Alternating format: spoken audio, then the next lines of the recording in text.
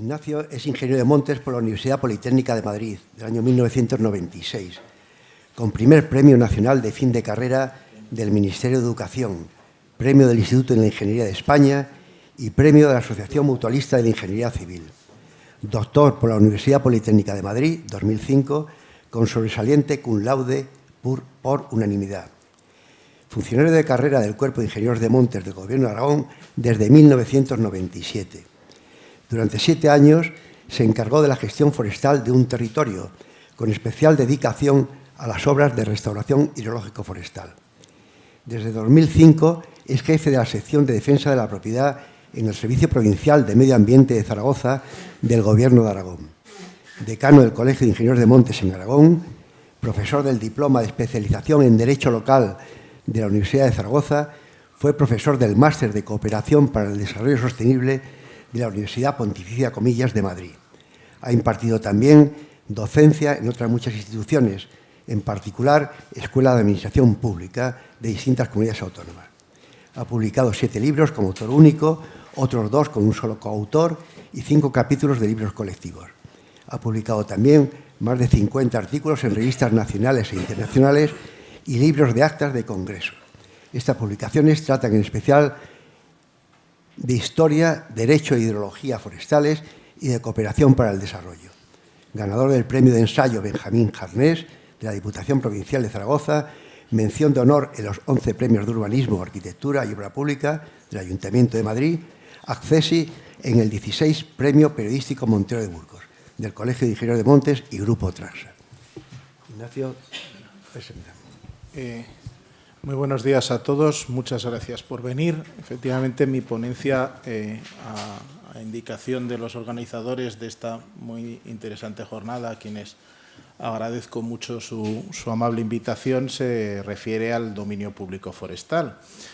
Los bienes de dominio público o bienes demaniales son aquellos, simplificando mucho, porque la definición jurídica del demanio, pues la verdad es que se ha complicado bastante, sobre todo a partir de la Ley de Patrimonio de las Administraciones Públicas del año 2003. Tradicionalmente se han considerado aquellos bienes públicos que están a su vez adscritos o bien a un uso o bien a un servicio público.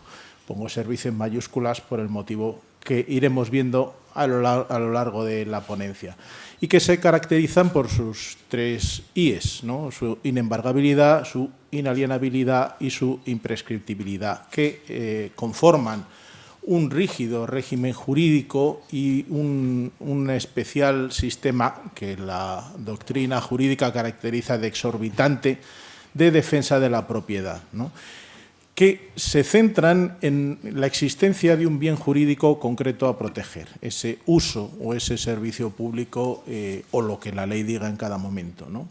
Desde luego, no cabe extender el demanio o el dominio público a todas las propiedades públicas, siendo las restantes, las que no están adscritas al dominio público, los bienes patrimoniales, que vendrían a ser los bienes de carácter privado de las administraciones públicas.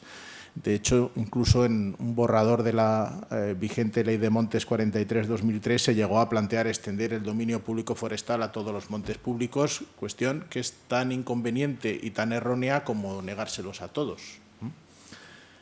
Bueno, lo que hay que decir es que habitualmente se oye que los montes de utilidad pública eran hasta 2003 bienes patrimoniales con un sistema de demanio relajado. Bueno, en gran medida sí, pero en gran medida no. Muchos de los montes de utilidad pública son de dominio público o al menos imprescriptibles desde mucho antes de la ley de 2003. Por ejemplo, en la ley de régimen local, la excelente ley de régimen local de 24 de junio de 1955, se declaran expresamente demaniales los montes de utilidad pública propiedad de las diputaciones provinciales y los montes comunales sean de utilidad pública o no, es decir, aquellos montes que, siendo de propiedad municipal, su aprovechamiento corresponde al común de los vecinos, y muchos de los montes de utilidad pública han sido y son bienes comunales. Por lo tanto, ya desde 1955 tenemos una clara excepción a la prescripción de muchos montes públicos y concretamente de muchos montes de utilidad pública. Desde el texto articulado de la Ley de Bases del Patrimonio del Estado de 1964, los montes del Estado adquiridos por expropiación forzosa también eran de dominio público y, por tanto, imprescriptibles, fueran de utilidad pública o no.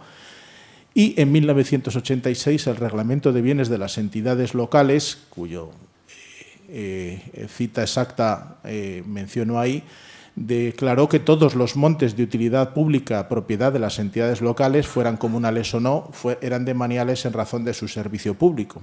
Aunque es verdad que la doctrina ha criticado mucho esta demanialización reglamentaria de los montes de utilidad pública de las entidades locales.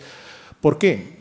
Porque una de las características del dominio público es precisamente que tiene reserva de ley. Su regulación y declaración tiene reserva de ley. Expresión jurídica que lo que quiere decir es que necesitamos una norma con rango de ley para poder regular el dominio público, especialmente en lo que se refiere a los aspectos nucleares de su propiedad. Con lo cual, si en la ley de montes no entran determinadas cuestiones, en la ley, insisto, de montes, no entran determinadas cuestiones sobre la regulación de la propiedad pública forestal, no pueden entrar en ninguna norma de carácter reglamentario, porque se estaría vulnerando este principio de la reserva de ley. De este repaso que hemos hecho, llegamos a la conclusión que está al pie de esta transparencia, que es que efectivamente la tradicional consideración de que los montes de utilidad pública hasta la ley de 2003 eran de demanio relajado, es decir, que eran inembargables, inalienables, pero que sí que prescribían a los 30 años de posesión a título de dueño pacífica y notoria, afectaba solo ya a un número relativamente reducido, como de hecho nos indicaba el artículo 64.3 del excelente Reglamento de Montes de 1962. Bueno, aún así sí que hay que reconocer que esta situación en la cual determinados montes de utilidad pública eran demaniales y otros no lo eran, no era la mejor situación. Podríamos, con más tiempo, analizar a qué se podía deber, pero lo que no cabe duda, en mi opinión, es que no era la mejor situación y que esto, hay que reconocerlo, que lo corrigió la ley de 2003 en su artículo 12.1, que establece que integran el dominio público forestal 3 categorías de montes. Todos aquellos que estén declarados de utilidad pública o se declaren en lo sucesivo por el mero hecho de serlo y por razones de servicio público, es decir, su adscripción al dominio público no es por bienes de uso público, sino por bienes de servicio público. Los montes comunales, que ya hemos descrito antes, que pertenecen a las entidades locales, pero cuyo aprovechamiento corresponda al común de los vecinos, y aquellos otros que hayan sido afectados a un uso o servicio público. Por supuesto que hay montes, por ejemplo, los de utilidad pública, que además sean comunales, que están adscritos al dominio público forestal por 2 motivos. O los que sean de utilidad pública, pero además tengan una afectación expresa a un uso o servicio público. Los efectos, por lo tanto, de esta innovación de 2003 es que los montes de utilidad pública, que aún no fueran demaniales por las leyes anteriores, pasaron a serlo por el mero hecho de ser monte de utilidad pública. Es decir, se vino a unificar la naturaleza jurídica de los montes catalogados de utilidad pública. Ya no podíamos hablar, ni se puede hablar, de montes de utilidad pública patrimoniales. Por el mero hecho de ser de utilidad pública, un monte accede al carácter demanial. Y luego quería subrayar esto, que se olvida con frecuencia que los montes de utilidad pública, como he dicho, son solo de servicio público por el hecho de ser de utilidad pública, ¿no? Y es curioso porque la propia ley de 2003 constantemente está hablando del uso público de los montes catalogados, utilizando además la terminología de unos artículos de la Ley 33/2003, de la Ley de Patrimonio de las Administraciones Públicas, que se refieren a los bienes de uso público, a pesar de que los montes de utilidad pública son bienes de servicio público. Pongo un ejemplo mínimo. En una expresión que ha tenido éxito, lo que toda la vida de Dios eran las autorizaciones de ocupación reguladas por el reglamento de 1962, pues ahora en la ley los denomina concesiones de utilización privativa o concesiones de uso privativo, en el artículo 15.4. En realidad no lo son. En realidad son si vamos incluso a la Ley de Patrimonio de las Administraciones Públicas, son autorizaciones de servicio privado. En definitiva, el nombre más correcto para ello es el que ha tenido toda la vida. Siguen siendo autorizaciones de ocupación.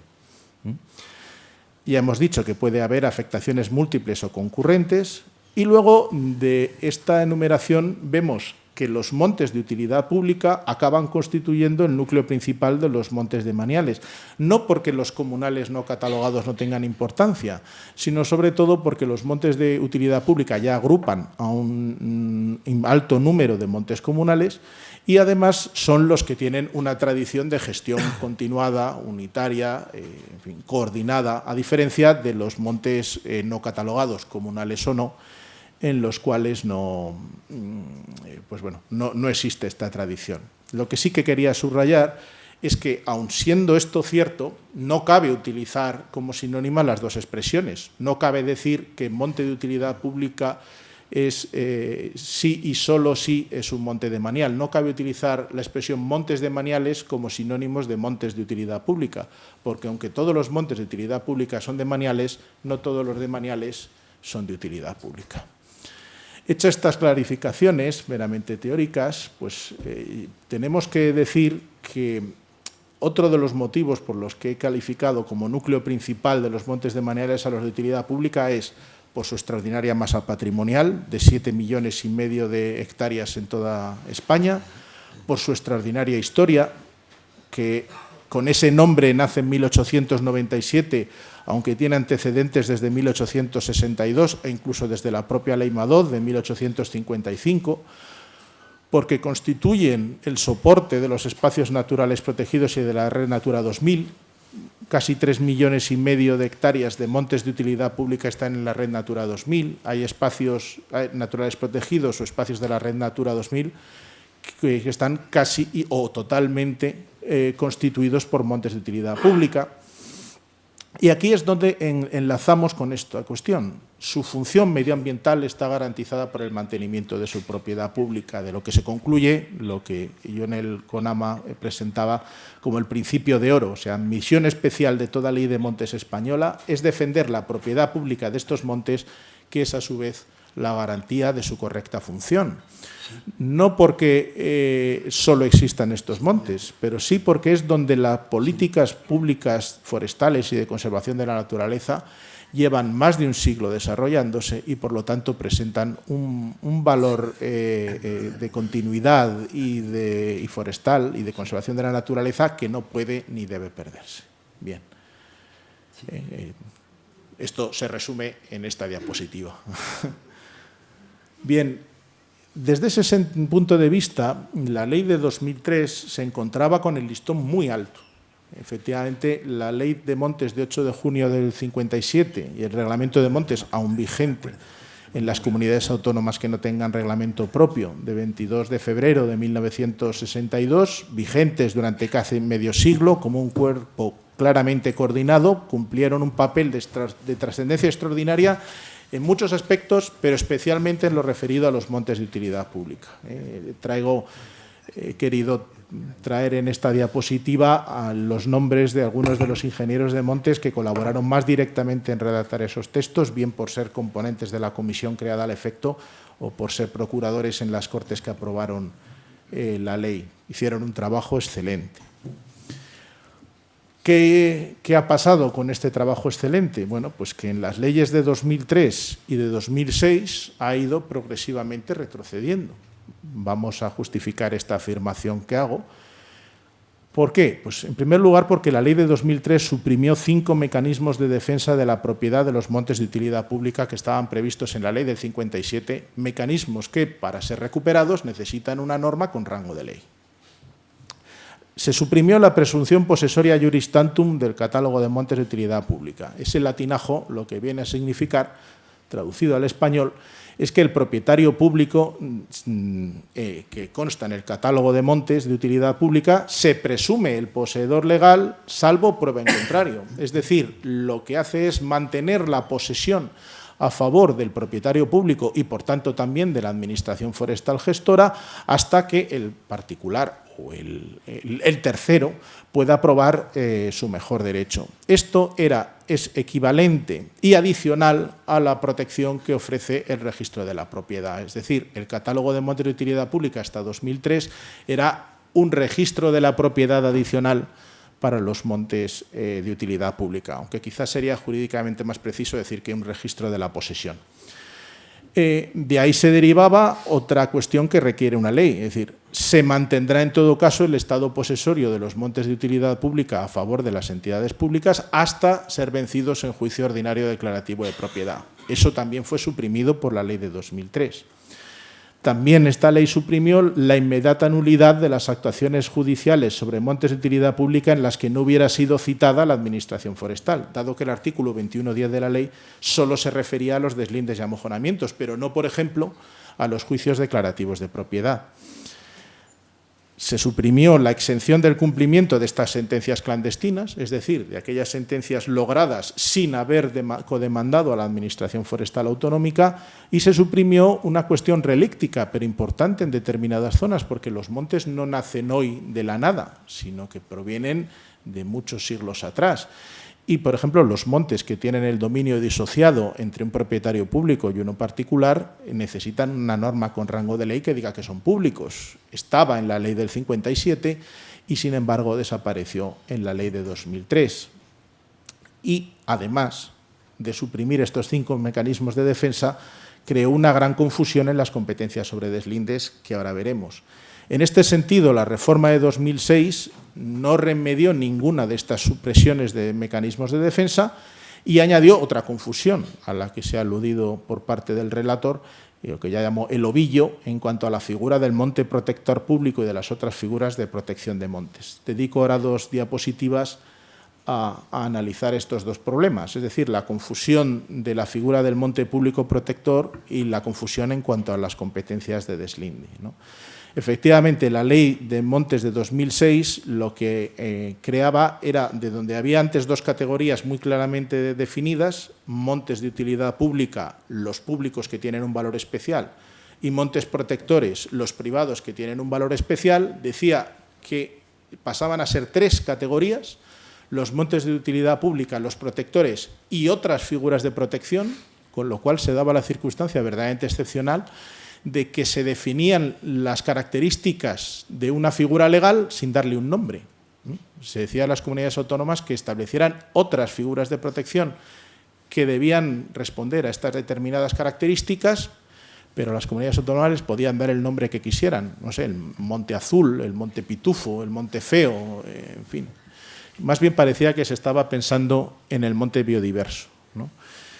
De lo cual derivaban tres listas con solapamientos, con confusiones, con contradicciones y que desde luego acababan creando una complicación que la inmensa mayoría de las comunidades autónomas, por no decir todas, han resuelto de un modo muy sencillo: hacer caso omiso de la reforma de 2006.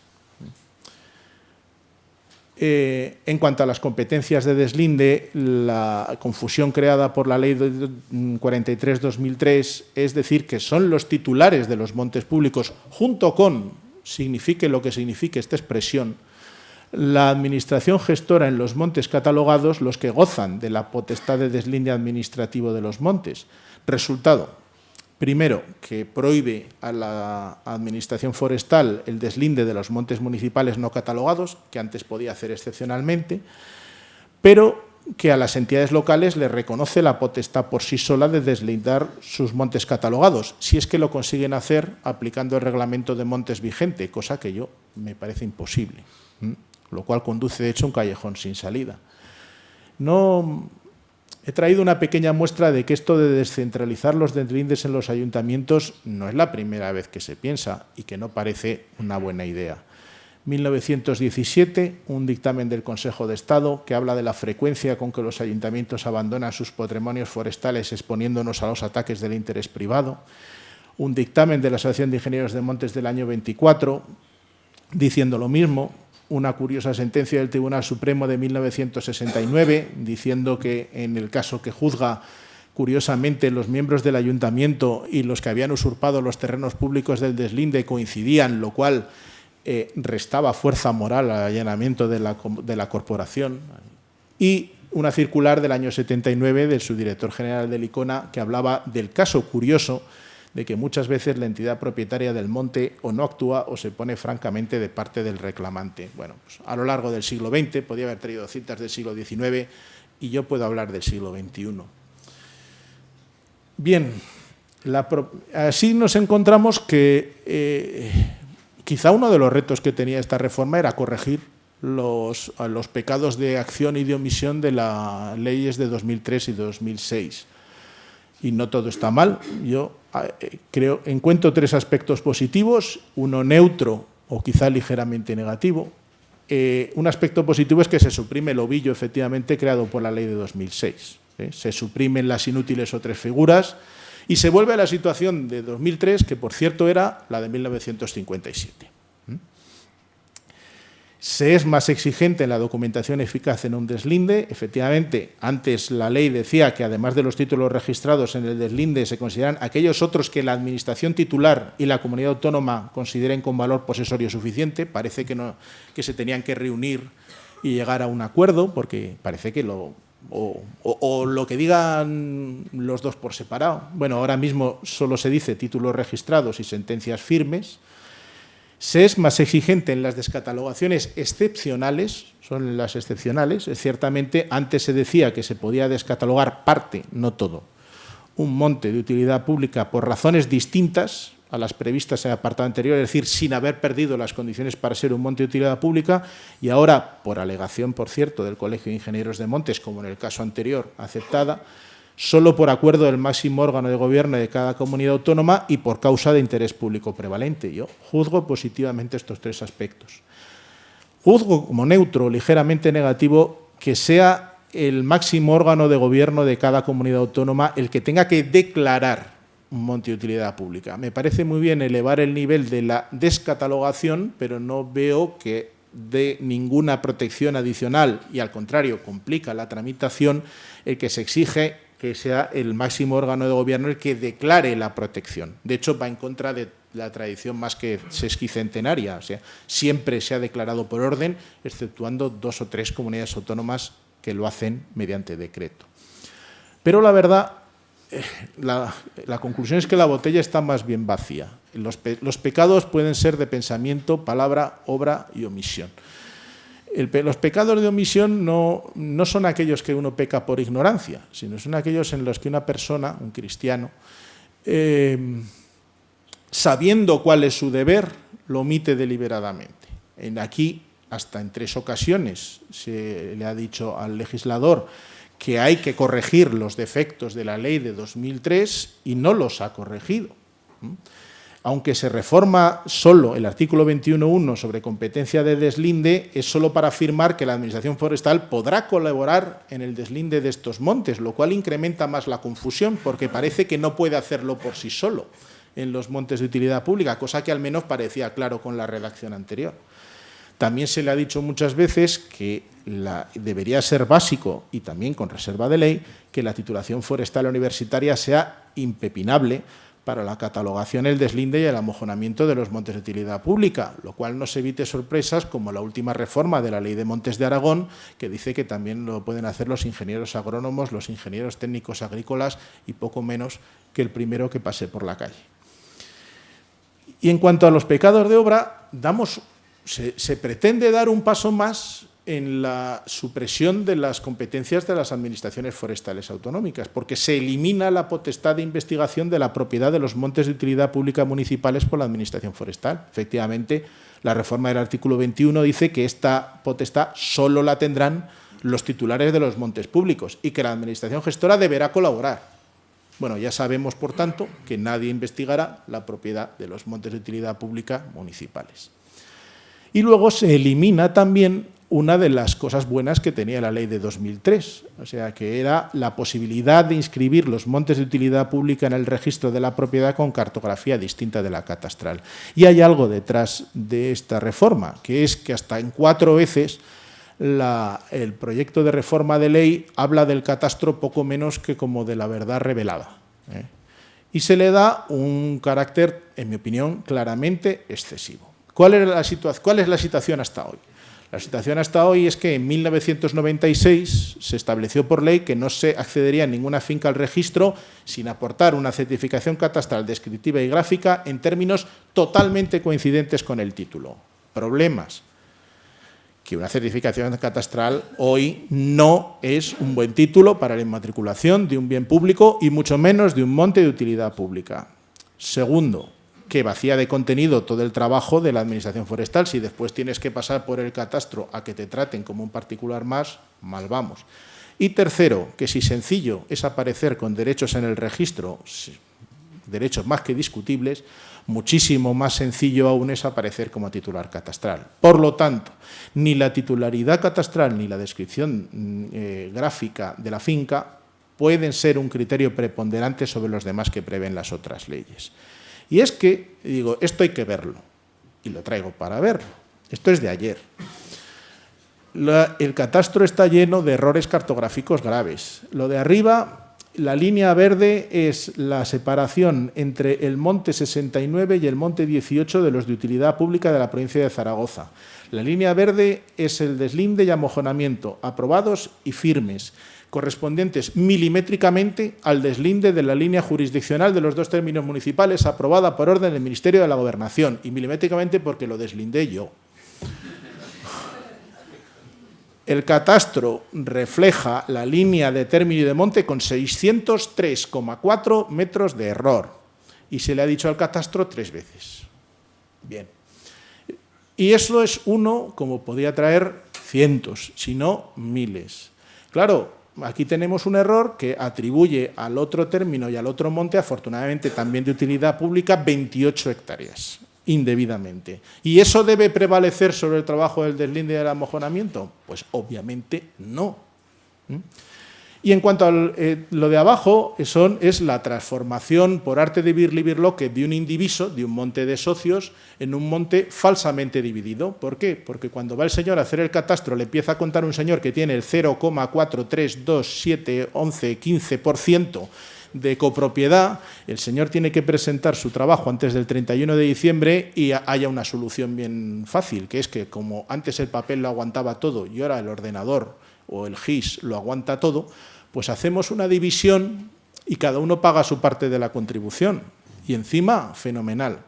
Con lo cual estamos haciendo una ilegalidad palmaria. Pero este señor, con su certificación catastral, ya puede ir al registro y a todas partes, a pesar de que contradice derechos previamente inscritos en el registro, lo cual veda expresamente la legislación hipotecaria. O sea, que hay un desencuentro catastral que no se puede solucionar dando el poder al error. De hecho, la vigente Ley de Montes de 2003 permite el acceso de deslindes y de catalogaciones al registro sin usar la cartografía catastral, porque solo pide que aportemos su referencia catastral, no una certificación perfectamente coincidente. Y esto está aceptado incluso por el Centro de Estudios Registrales de Aragón. Ahora bien, con la reforma que se pretende en esta ley, ya no será posible. En todo caso, hay que pasar por las orcas caudinas de la certificación catastral. No hay mejor instrumento para conocer la realidad forestal nacional total, y no solo de los montes públicos, que el catastro. Pero santificar la descripción de esa realidad que hace el catastro es un error colosal. Lo que procede es que la Administración Forestal, cuyo trabajo desde hace siglo y medio es inmenso en esta materia, tenga un modo para acceder con facilidad y no como un particular más al catastro, de tal manera que se puedan corregir estos graves errores que tienen y que casualmente van siempre en detrimento de los dominios públicos, tanto forestal como pecuario. Sí, quedaban 3 minutos hace 5. Bien, y luego quería decir que los montes de utilidad pública no son solo propiedad, sino también uso y gestión. La verdad es que hay una serie de alegaciones del Colegio de Ingenieros de Montes que querían remediar 2 cosas. Uno, querían asegurar el mantenimiento del uso forestal de los montes de utilidad pública mediante 4 mecanismos muy sencillos, que todos los montes de utilidad pública y protectores sean calificados como no urbanizables. No tiene sentido decir que son la joya de la corona y, a continuación, no considerar básico en toda España su excepción de la urbanización mientras tengan esa expresa adscripción a la utilidad pública, la prohibición o la seria limitación de nuevas roturaciones con fines agrícolas, su salvaguarda forestal en las concentraciones parcelarias y la corrección de la muy irreflexiva derogación de la Ley de Repoblaciones Gratuitas en Montes de Utilidad Pública, la Ley 2282, producida a lo valiente, que diríamos en Aragón, por la Ley 43/2003, sin darse cuenta de las graves consecuencias que ha traído para los consorcios y convenios situados en estos montes de utilidad pública. Y tampoco se han estimado las alegaciones del Colegio de Ingenieros de Montes, que querían remediar otras omisiones de medidas para facilitar la gestión de los montes de utilidad pública, mediante su adecuado conocimiento, de manera que la información forestal española incluyera referencia alguna a los montes de utilidad pública, cosa que sigue sin hacer, no lo hacía ya en 2003, remediar la supresión de la consideración como agravante de que las infracciones se produzcan en un monte de utilidad pública por el mero hecho de serlo, declarar la exención de las licencias municipales para las obras que la Administración Forestal haga en ejercicio de sus competencias en estos montes y clarificar la situación de la Ley de 18 de octubre de 1941 sobre estimación de las riberas de los ríos y arroyos. Pues bueno, saldrá de la reforma una ley estable y de calidad para los montes de utilidad pública, estable como ese hito de primer orden del monte 393 de utilidad pública de la provincia de Zaragoza, y de calidad también, que es bonito. Yo creo, y es mi opinión personal y para algo me han llamado a decirla, que no salió en la de 2003, mucho menos en la de 2006, y tal como está en el boletín oficial de las Cortes Generales, no parece que vaya a salir de la de 2015. Y estaba yo diciendo, bueno, yo ahora pongo la diapositiva de muchas gracias, y me vino a la cabeza un artículo de un excelente ingeniero de montes, don Antonio García Maceira, nacido en Viveiro, Lugo, el mejor entomólogo forestal español y uno de los mejores de Europa del siglo XIX, notable literato y excelente intelectual, que en 1912 escribía en la Revista de Montes: hay en España una incontinencia por legislar en la mayoría de los hombres de gobierno, el afán por recabar elogios, el deseo de dejar su nombre en muchas disposiciones, la vanidad de sobresalir y de adquirir relieve, siquiera sea momentario, es causa de atropellos censurables y de disposiciones defectuosas. Esta afirmación se hace patente al examinar el fondo de algunas leyes de montes, las que más reclaman el trabajo de observación y el conocimiento práctico de nuestras montañas. Al eludir esa labor necesaria, resultan leyes defectuosas, sin eficacia, que no pueden servir para otra cosa que para ocupar largas columnas en la Gaceta, rellenando después los tomos de legislación, pero que no aprovechan como guías fieles del trabajo, ni pueden ser motivo de ilustración ni de estudio. No me estoy refiriendo a esta reforma, no me estoy refiriendo a las leyes de 2003, 2006, o mejor dicho, no me estoy refiriendo solo a esta reforma. Pero lo que quiero decir es que 103 años después lo leemos y decimos, ¿estamos igual? No, estamos peor, porque esto se hablaba de un legislador y ahora hablamos de 18. Pues muchas gracias por su atención y su paciencia.